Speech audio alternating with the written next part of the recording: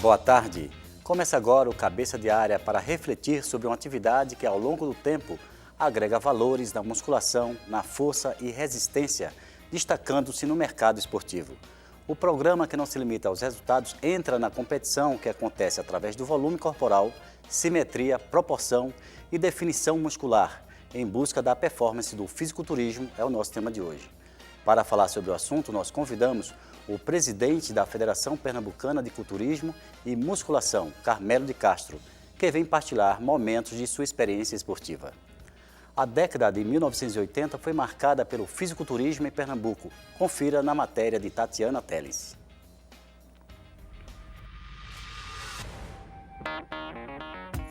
O fisiculturismo é o esporte que utiliza a musculação para proporcionar a boa formação muscular e a satisfação de um corpo bem definido. Falar de fisiculturismo no país é lembrar do pernambucano Carmelo de Castro, lenda viva do esporte e ganhador de vários títulos nacionais e internacionais. Carmelo iniciou a prática da competição do fisiculturismo aos 18 anos de idade, quando foi eleito Apolo da Praia. Em 1968, tornou-se o Mister Pernambucano e 10 anos mais tarde foi eleito Mister Fisiculturismo do Brasil. Além disso, é um dos fundadores da Federação Pernambucana e da Confederação Brasileira de Musculação e o único a participar de 43 campeonatos brasileiros e 59 campeonatos pernambucanos. Hoje, serve de inspiração para muitos atletas. Pois bem, o Cabeça de Área é só fisiculturismo hoje. Boa tarde, Carmelo. Boa tarde, professor Edilson. Carmelo, nós vimos na matéria aí um pouco do que foi feito, o que você fez por Pernambuco e pelo Brasil, participando de várias competições, um dos fundadores da Federação Pernambucana de Culturismo e Musculação. Eu gostaria que você começasse falando um pouco como é que está a federação hoje, para daí a gente fazer aquela digressão e você falar um pouco da história de vida na musculação, no fisiculturismo em Pernambuco. Pois não, professor. Olha, foi realizado agora, no final agora do mês passado, o 40º Campeonato Brasileiro de Musculação, e Pernambuco sagrou-se campeão brasileiro e campeão overall, que foi o atleta Mário Ribeiro. Conquistamos para Pernambuco já 32 títulos de campeões brasileiros e, infelizmente, no momento, professor, não temos ajuda do governo estadual, nem Secretaria de Esporte, nem de nada.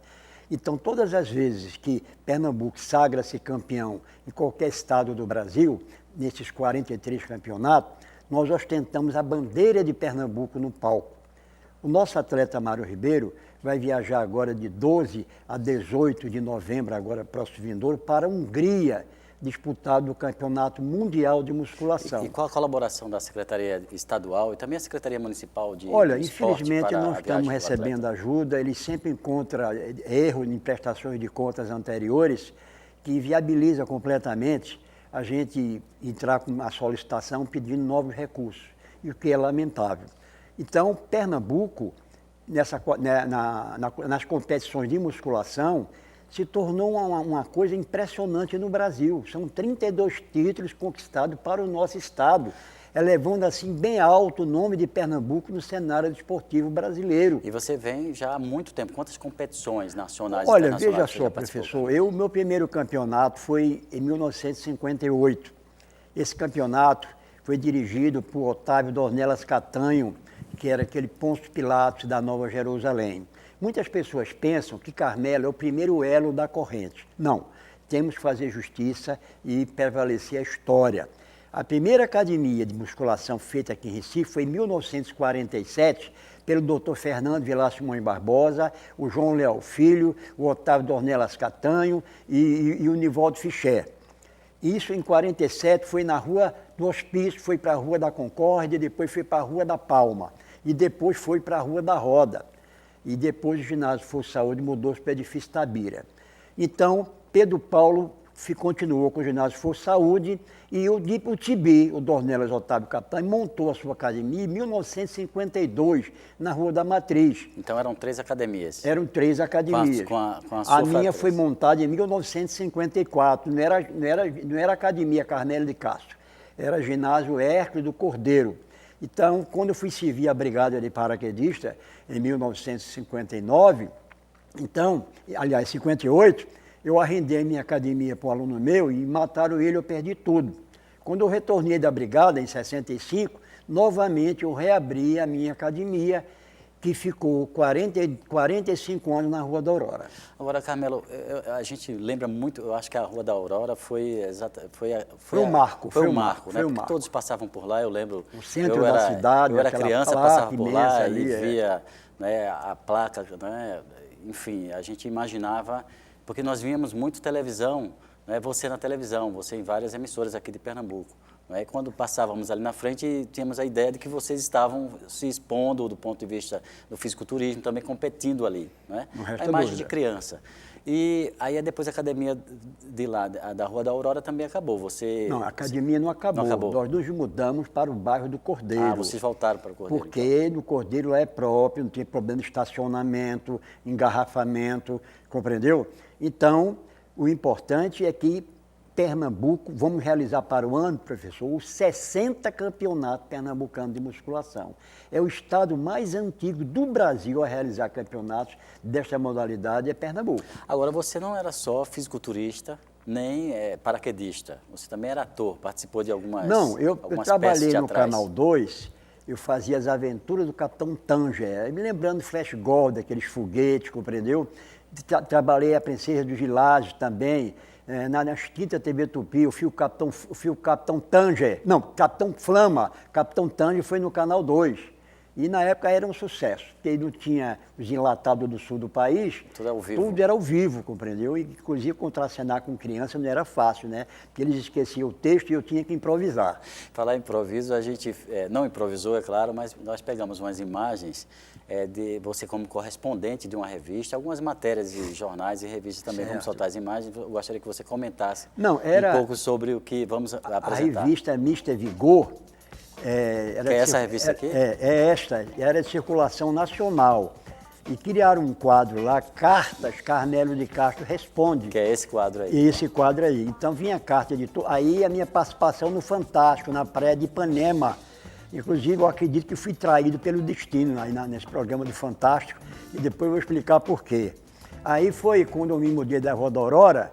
Aí perguntei, por onde anda Carmelo de Castro? Porque o boato é que eu tinha morrido. 45 anos a academia na Rua da Aurora. De repente a academia, a placa saiu, o Carmelo morreu.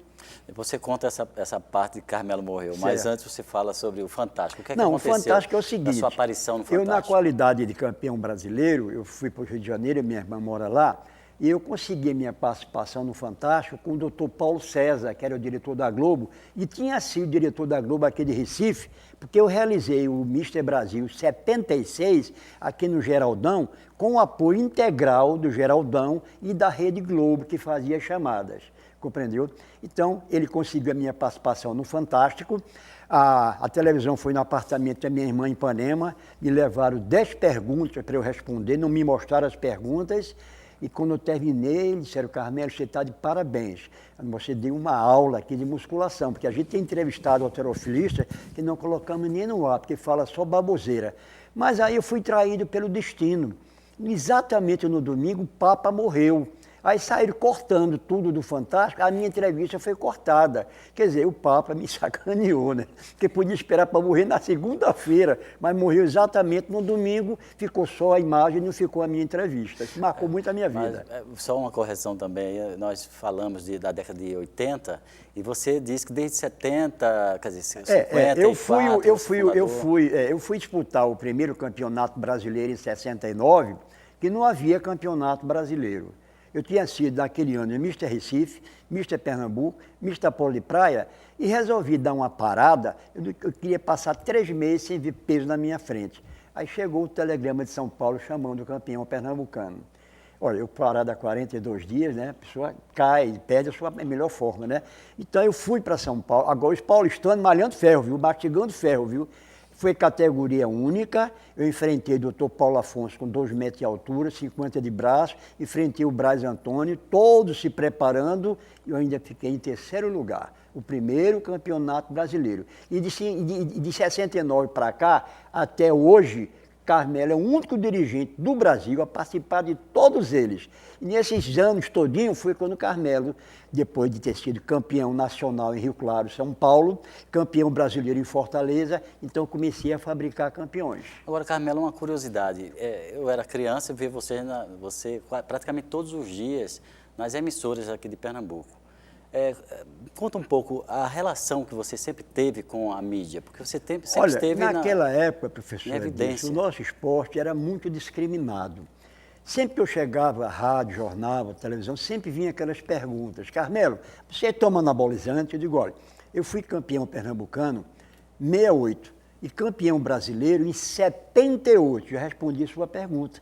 Foram 10 anos para ser campeão brasileiro. E anabolizante, eu na qualidade de presidente da federação, participei no ano de 2000 em São Paulo do primeiro Congresso Internacional Antidoping. Eu batalho contra o anabolizante, porque os efeitos colaterais não compensam. É esporte amador, quer dizer, amor ao esporte. Então a pessoa procura as academias como uma fonte de saúde, não de perder a saúde, como eu já fui obrigado a sepultar muitos amigos meus que tomaram anabolizante e tiveram um fim trágico. Agora, várias perguntas certamente você já deve ter escutado. Vou reproduzir um pouco aqui do que eu já li sobre a sua participação em programa de TV. Na perspectiva de que quem faz fisiculturismo ou então musculação, então tem impotência, não desenvolve, inclusive, o tamanho do pênis, enfim. Isso é verdade, olha, é falso? Como que você analisa? Essas perguntas eram muito na década de 50, 60, que na época era halterofilismo, não era musculação. Porque halterofilismo é um prefixo grego que quer dizer amigo dos pesos. E dividia nos levantamentos olímpicos, nos exercícios básicos e na parte da cultura física de competição e que o povo batizou carinhosamente de musculação. Mas sempre vinha a pergunta, olha, uma pessoa normal tem um fluxo sanguíneo de 4 a 6 litros de sangue por minuto. O fisicultor tem um fluxo sanguíneo de 30 litros de sangue por minuto. Então é lógico e óbvio que vai melhorar a sua potência, porque o pênis fica ereto justamente pelo bombeio do sangue. Pois bem, você também participou de várias questões aí, envolvidas de brigas, pelo menos é o que chegou aqui à nossa produção. Me conta rapidamente assim, algumas das confusões que envolveram o teu nome. Na época eu estava muito na mídia, né? Participei do Chacrinha 2 vezes, Flávio Cavalcante 2 vezes, Raul Gil 2 vezes, participei do Clube dos Artistas, Almoço com as Estrelas e do Fantástico. A gente fica muito conhecido, né? Então cria uma lenda, cria um mito. Eu levava uma surra toda semana.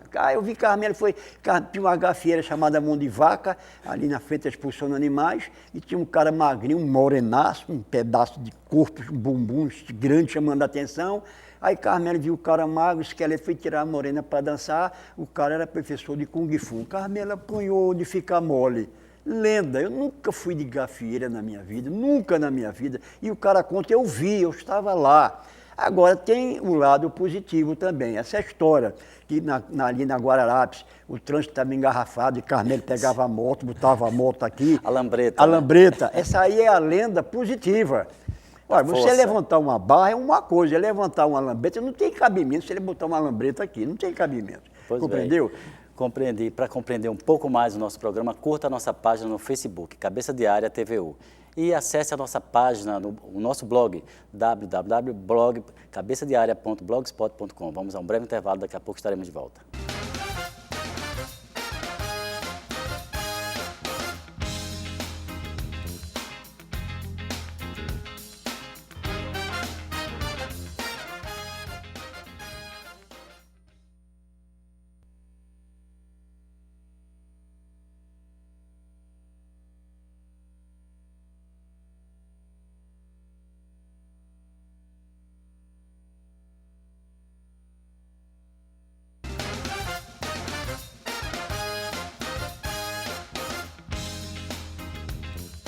Estamos de volta com o programa Cabeça de Área. O tema de hoje é o fisiculturismo. Para falar sobre o assunto, nós convidamos o presidente da Federação Pernambucana de Culturismo e Musculação, Carmelo de Castro.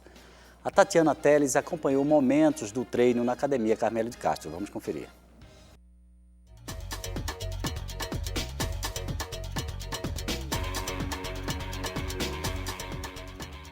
Com mais de 50 anos na área do fisiculturismo, Carmelo de Castro faz parte da história da musculação no Brasil. Aos 73 anos, Carmelo de Castro continua malhando, esbanjando saúde e treinando vários atletas aqui na sua academia no bairro do Cordeiro. André Vinícius tem 21 anos e já participou de alguns campeonatos de fisiculturismo. Há mais de 2 anos, ele vem treinando com o professor.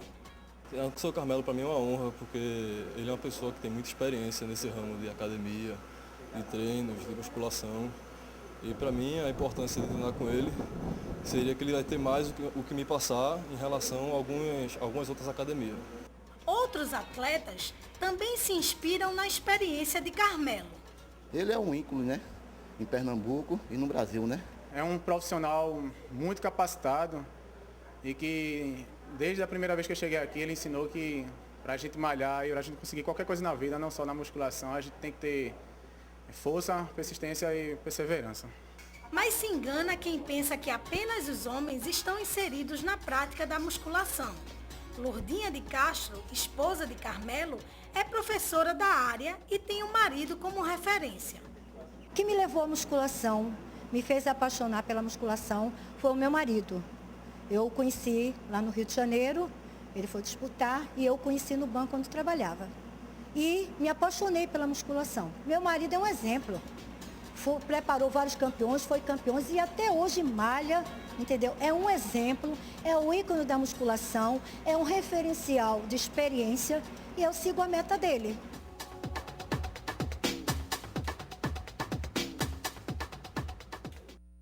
Pois bem, nós vimos de fato, parabéns Carmelo, 73 anos, é um exemplo de vida. E aí eu gostaria que você comentasse um pouco a respeito da participação dos idosos ou da boa idade na musculação. Como é muito complicado, na tua academia tem muita gente praticando? Tem pessoas de 70 anos, tem pessoas de 76 anos, compreendeu?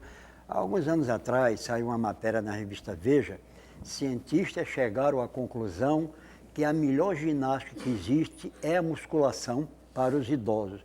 Olha, chegaram à conclusão agora, eu venho dizendo isso há mais de 50 anos. A nossa juventude é isso aqui, até os 25 anos. Chegou aos 25, começa a decair. Então, há um ditado popular que diz, a vida começa aos 40. E tem uma certa razão de ser. O cidadão passa 40 anos plantando. Quando ele vai começar a colher o que plantou, lá vem trombose, derrame, infarto, pressão alta, diabetes.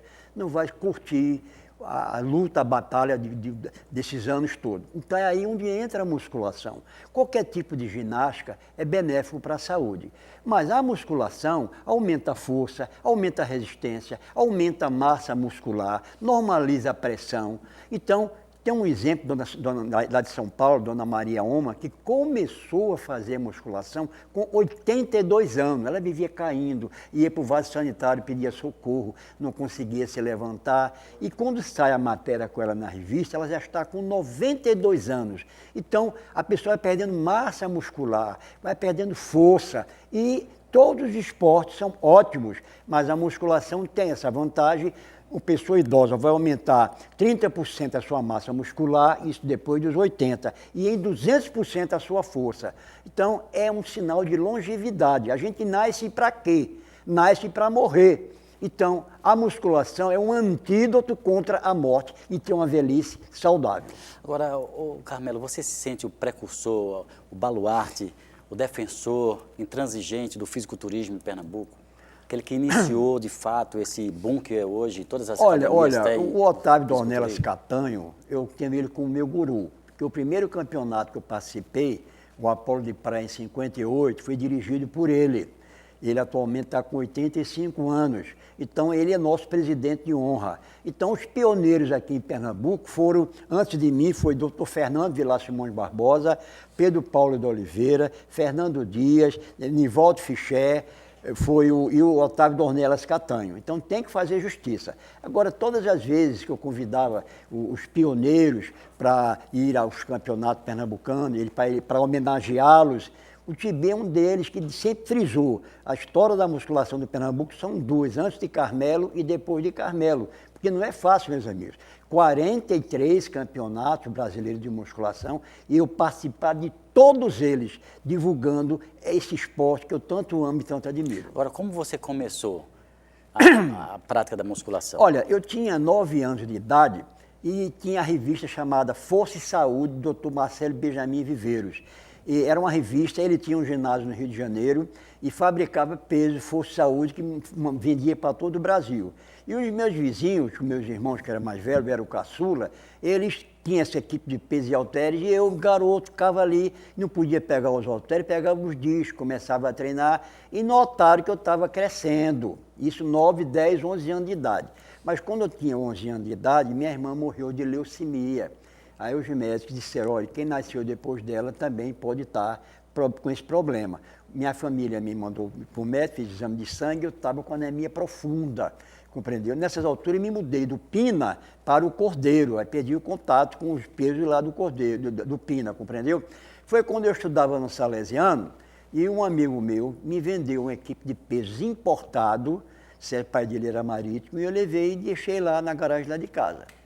Chegou o inverno, não tinha banho quente na época, eu começava a aquecer, a treinar. E mamãe, meu filho, você é doente, você não pode. Começou a aumentar meu apetite, começou a aumentar a minha fome, a minha saúde, fizeram um check-up, normalizou tudo. Aí eu montei minha academia com 14 anos de idade, era ginásio Hércules do Cordeiro. E de lá para cá você não parou mais? Não parei mais. Nós temos 2 fotos, nós vamos liberar essas imagens, eu gostaria que você comentasse sobre essas fotos. Pois não, pois não.